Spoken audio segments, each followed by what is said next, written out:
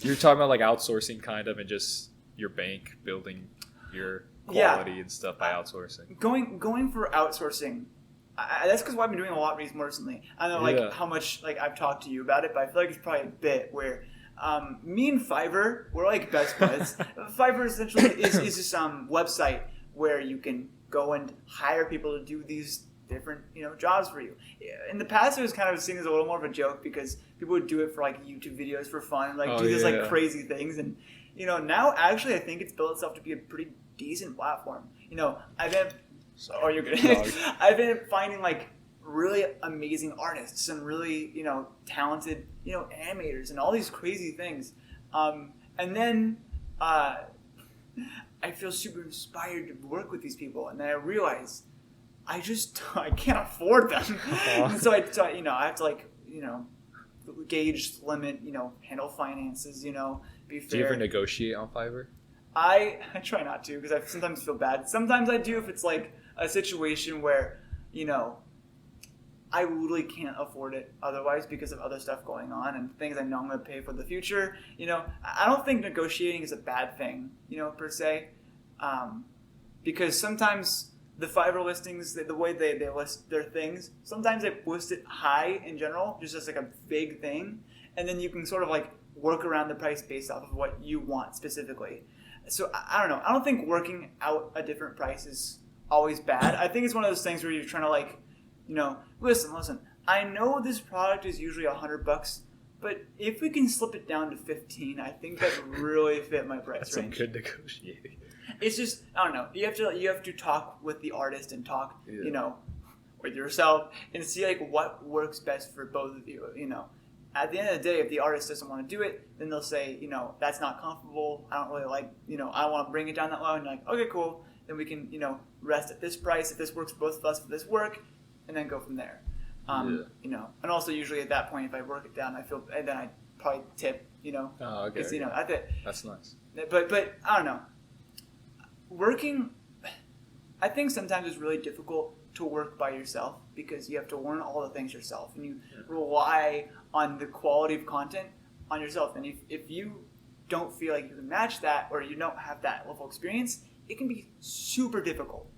On the other hand, having other people work for you, I feel like I've learned it can be super difficult. Yeah, you've had a few horror stories. I've had a couple of horror stories. And they're learning experiences, and it's really good that, it sucks what I had to lose a bunch of money or lose, experiences, lose, certain clients or people. Yeah. But at the end of the day, it's to become a better commissioner, become a better person, become a, more, honest person with the way you do things. I think starting out, I was definitely it's when you're hiring people to do stuff, I think sometimes it's hard to realize how much work or how much it actually should cost for things to be done. Yeah. So for art, when I was starting out, I didn't, and I'm so glad I'm aware of the process now. I didn't realize how much work goes into making just a simple illustration.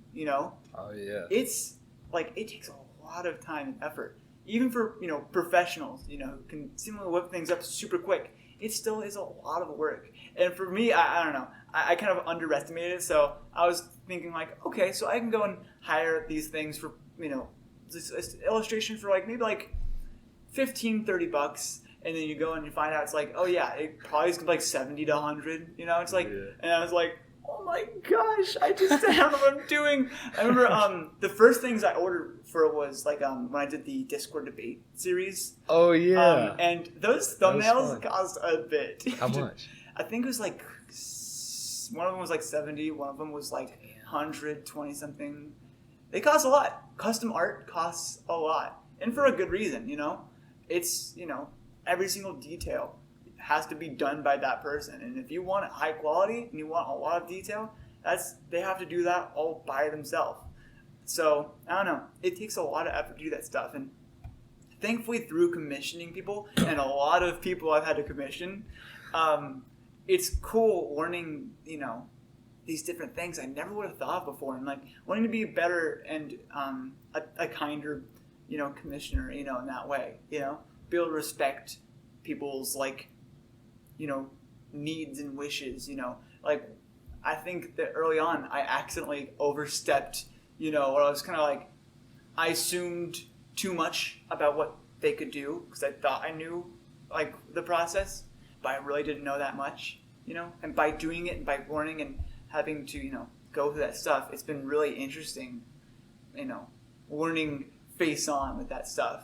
Does it ever get hard because you are paying them to make art specifically for you, right? So you want something specific, but at the same time, they're an artist who has subjective opinions. Is it ever hard balancing that where maybe you want them to have some freedom in how they do it, but at the same time, you're paying for a specific thing?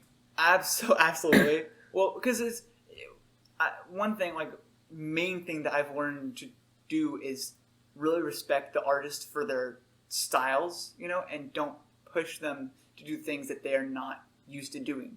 Because if they don't want to do that, then, you know, don't do that. Don't push them to do things they don't want to do. But also at the same time, you know, if they are willing to do that, but they're not used to that, sometimes it can lead to some not good results because they're just trying something for the first time. But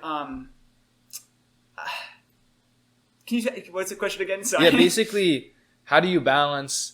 Like, you want them to feel free to kind of do what they're doing because they're an artist, right? So they have their subjective opinions, but at the same time, you're paying for a specific thing that you want. Right. Like, you want it done a certain way, probably. I've had a lot of situations where, well, because I do a lot of stuff myself in the process of making music, where I make the entire thing, I mix it, you know, I master it. With editing, I edit all the stuff myself. So when it comes to art, sometimes it's difficult to think about the fact, like, oh man, I've handled so much of the process myself, and I have to, you know, let this person take a huge part in my production. I don't have like 100% say in how it goes because they have their own styles and their own ways they do it. Now, when you're hiring people, you know, there's certain things like things you can't control, like the timeline. You know, if you get on a timeline to do it, then yeah, the general direction you want to go for, you can agree on that stuff. But, you know, sometimes it has been difficult thinking, and especially the more money you spend on it too, it's where like you can't control every single aspect of it. You know, in my experience has been like, oh man, but what if I get this thing when it's like delivered and it's just nothing how I like was like wanting it to, but also like you can't tell them to redo the entire thing, so it's like you have to kind of like move on. And I've had to do that sometimes. Where do you get money back in those? Like, how does that work? Not really, no, because like here's the thing, right? You hire them to do something, right? And you know you both follow the guidelines in which you should be doing it. You know, if they say they're going to give updates in this time period, then they do it. Cool. If they say that I get this many revisions and I do that many revisions, cool. We're following that thing. At the end of the day, though, if they end up with a product I don't like, you know, but we kind of went and we, you know, agreed on everything up to that point. There's nothing like misconstrued or bad happening. You have to kind of just go with that. You know, either in taking that piece of art and then, you know, doing something with that and still using that, but just kind of like, you know, going with the flow. Or sometimes you just have to hire another person, you know, to do it, you know, differently. Or I've had times where I've hired an artist to do something, and you know, we both respected each other's like wishes, and you know, it was an overall good process. But the end product was just not what I was looking for, and in their shoes, they just spent like, let's say 20 hours working on this piece of art for you. And then if the person doesn't like it and you did all the things that you asked but interpreted it differently, you know, you don't get the money. For me, I don't think it's fair to like make it so, you know, I don't pay them or like trying to like fight that stuff. Do you think you're just like a nice person, or is that a comment? Because I don't know. Honestly, that's the way I see it, I guess. I'm curious like how often it is like people would pay, or if they didn't like it, they'd be like, well, it's not what I wanted, so no. Well, I think it depends, you know? Yeah. Like, first off, I think, I don't know, I try to be careful in this territory because I want to also respect artists. But I think from what I've seen and what my personal opinion is, as an artist, in any form, like a music artist, you know, editor, any of that stuff, you have to, like, if you're doing something for your client, you can't just like spend 30 days doing it and then the first time they see it is the end product. Oh, okay. I feel like you know, So unless constant updates. unless you're okay with like, unless you're 100% okay with making all those changes they want, or as well as the person that's hiring that, you know, is okay with, you know, waiting longer for those changes to happen. I think the respectful thing to do is to give somewhat, you know, often updates.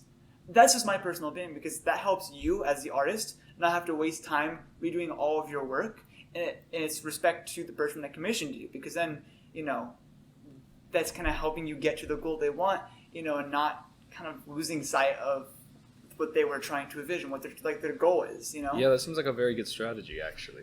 That's what I try and, you know, that's when I hire people nowadays. I try and make sure it's very clear where it's like, I don't want like every single day updates, you know. Yeah. I would take it because I love updates. I adore updates, you know. Well, because it's, you know, you get to see your thing and the progress they're making to it. I think it's fun, but also on top of that, I think it's super important, because there's been times where I've worked with people and they work on something for like 2 weeks, and then they went from nothing to what they had in 2 weeks. They did a lot, and they showed it to me. I'm like, damn. Hey, I need these things adjusted. And they're like, oh, that's a thing that like I worked in the beginning. I have to change everything. I'm like, Oh. but that's not what that's not what I asked for, and like that's went against what we talked about in our agreement with the whole. Would an ideal situation be just having like an animator, for example, you know and trust, that just consistently works for you? Yes. I want an anime. No, that's what I want to try and find. Like I want to, you know, by getting myself out there and, you know, building a community and really. I feel like college might be a great place for that. Yeah, exactly. Go to college, if not for education, for connections. Honestly, literally. That's a lot of people's reasons. But yeah, I want to have a consistent group of people to work on for this stuff, because then if you trust them with the art they do and they're consistent and they're reliable, that's perfect. I would love the feeling of having a person where I'm like, okay, I want something with this style, maybe this storyline for the video, you know, in the direction of the art or the animation, you know, and then we agree on it, and they're like, cool.